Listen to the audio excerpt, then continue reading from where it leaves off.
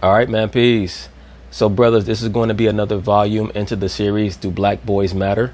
And this edition will be starring a young man from Yonkers by the name of Denim Jones.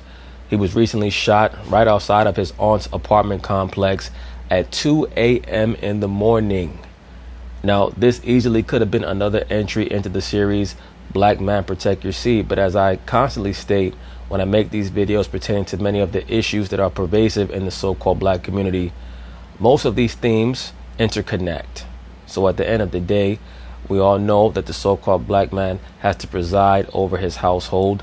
And the main way that we do that is showing great scruples in deciding who it is that we're going to procreate with. That's extremely important, because many of these females are only using you for your seed. And once they become impregnated, they want to cast you to the side, try to raise the child by themselves along with the state. And then when things start to go awry, they're going to point the finger at you, so-called black man. Always remember that, especially to many of you younger brothers out there who are 17, 18 years old, who don't quite understand the real world yet because you have not been exposed to it yet. Right now is the time period where you're supposed to be trying to soak things in and get a greater understanding of the dynamics that you're going to encounter once you start to face the real world, because everybody's not your friend. When you go to junior high school, people are your quote-unquote friends or your buddies. When you go out into the real world, people are opportunists. They want to see what they can get from you. And once they've gotten what they believe you're worth, they're going to cast you to the side. For the so-called black man, his main worth in this society is as an entertainer or for his seed, which is highly, highly valued. So once again, all of us as so-called black men have to make sure that we use discernment in deciding who we're going to give our seed to. So anyway, they're going to talk about it. I'm going to chime in. A search is underway tonight for two gunmen wanted for shooting into a group of children in Yonkers. Right, children who were out in the middle of the street at 2 a.m. So there was clearly something very rotten in Denmark with that situation. 12-year-old boy was hit by a bullet, leaving him in serious condition. CBS 2's Rena Roy has the latest details. This is still a very active investigation. Yonkers police gathering evidence and scouring through surveillance video to try and track down those two suspects who sent that young boy to the hospital. The family of 12-year-old Denim Jones tells us he's on the road to recovery after being shot in the neck at the Yonkers apartments just before 2 a.m. Sunday. Neighbors heard gunshots, then ran outside, finding him lying on the ground. We were trying to get the police to hurry up and the ambulance to hurry up to come, because he was almost gonna pass out. He was really hurt. Police say the two gunmen drove up to the Highland Avenue building, got out, then fired one shot each into the crowd of kids.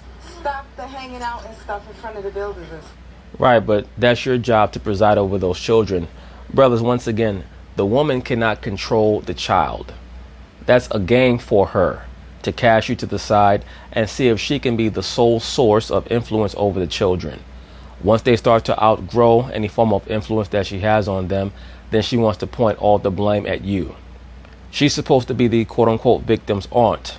It was her job to make sure that he was not standing outside on the street at 2 a.m. It's very obvious to me, of course they're not going to report this in the official story, that he has some type of gang affiliation, gang ties, or association with the wrong group, or maybe he was just standing with the wrong group at the wrong moment and he was not quite aware of what he was doing by his associations. As we know, the scriptures tell us, can two walk together unless they be in agreement? You are going to be the recipient of the destiny of those that you're confederate with. We all are. That's why we have to make sure that we know exactly who we're hanging out with, what they're into, what their motivations are, etc. It's very clear that young Mr. Denim Jones does not have anyone to lead him anywhere. I mean, no disrespect to this sister right here, but as we're going to see, she has a tattoo right above her right titty. Brothers, I'm not trying to go off into a tangent or digress, but when you encounter these women who have these tats all across their breasts and things of that nature, that's not a mother. That's just a harlot, okay? Especially on certain body parts. I mean, give me a break. With the children and all of that, that's what they need to do. Stop all of that nonsense. And of course, she wants to cast blame on the police when it's supposed to be the adults in the community that are guiding the children. These are not 17, 18, 19-year-old young men. These are 11, 12, 13-year-old boys who are standing out on the corner at 2 o'clock in the morning. You cannot blame the police for that. That is terrible parenting on your part. Or in the case of this woman, terrible supervision. Let me rewind this back just a little bit. Stop the hanging out and stuff in front of the buildings and stuff. Start supervising appropriately over the young children that you're supposed to be the steward over. And all of that. That's what they need to do. Stop all of that nonsense with these kids. We still don't know why Jones was outside in the middle of the night. His aunt tells us he doesn't live here, but frequently visits their family. She says the violence needs to stop. As usual with the liberal black woman, she's trying to pass the buck, any form of accountability or culpability when it comes to what transpired here, by saying that it's about the quote-unquote violence as opposed to what she should have been doing. I suppose that no one asked her directly exactly why her nephew was out in the street at 2 a.m. Or if they did, they decided that they were not going to include it in the segment because they did not want to make her look bad. That's normally how it goes with many of these black matriarchal figures that they want to glorify. Once again, so-called black man, it's our job to make sure that our sons don't end up in these situations. I have very, very low to no expectations for the liberal black woman. She's too busy in her apartment watching one of these silly ass trashy reality shows like Love and Hip Hop Atlanta, whatever the hell these broads watch. Police and the building, everything. Everybody should do something about it. It's ongoing throughout the whole town. Right, but now you're talking about the whole town. Why was your nephew out on the corner at 2 a.m. in the morning? We're talking about your nephew. We're not talking about the whole damn town. Let me rewind this back just a moment. The building, everything. Everybody should do something about it. It's ongoing throughout the whole town. Right. And see, brothers, this is my issue with so many of these liberal blacks who want to talk about police brutality all the time and how terrible the cops are. The first entity that they want to deflect all responsibility to when it comes to the welfare of their children is the police force. Well, do you believe that the police force is an entity that is oppressing you, or should they raise your children? Or maybe it's neither one. Of course, there are issues with the police. And I'm sure that there are many liberal blacks who are going to listen to this video who are saying, what do you mean the police don't oppress the so-called black community? The main force, the main energy that is oppressing our people is their own stubbornness in turning back to the Most High in the spirit of truth. That is how we're going to return back to our ruling class mentality so that we don't have to look to the so-called white man to police our own communities. The so-called black man has to take back over his household. That's the main thing.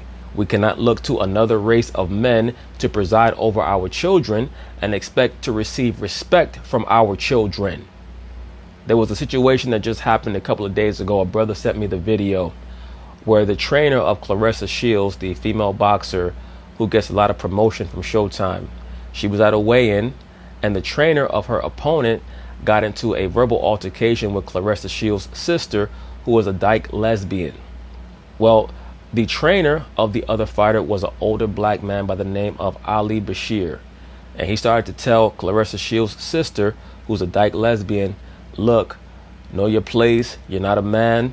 If you keep coming at me like that, I'm going to put you in your place, so on and so forth. Of course, this brother's like 71 years old. He's from the old school. He's not going to allow a dyke lesbian to emasculate him. He sat down on the bench after the weigh-in. He was still hot.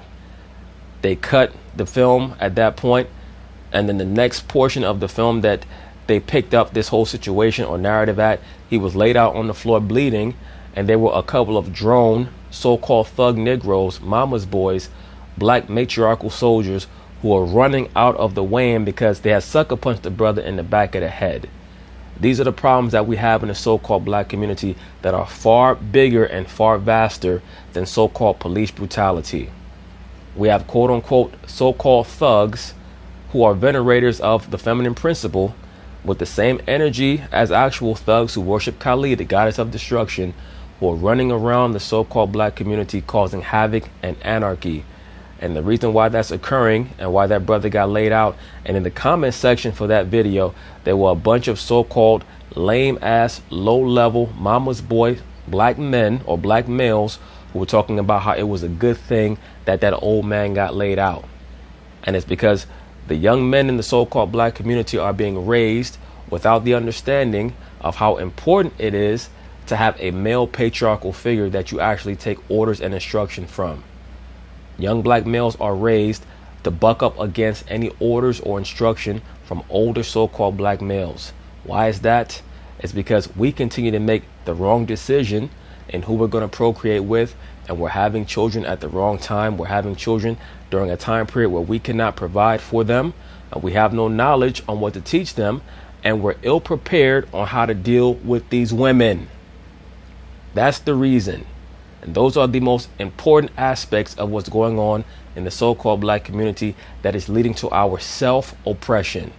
We're not supposed to be looking to the white man's police force to correct our problems. They're garbage collectors. That's all they are. That's why they're called police. They're meant to enforce policy. All right? So at the end of the day, that young man was not supposed to be out there on the corner at 2 a.m.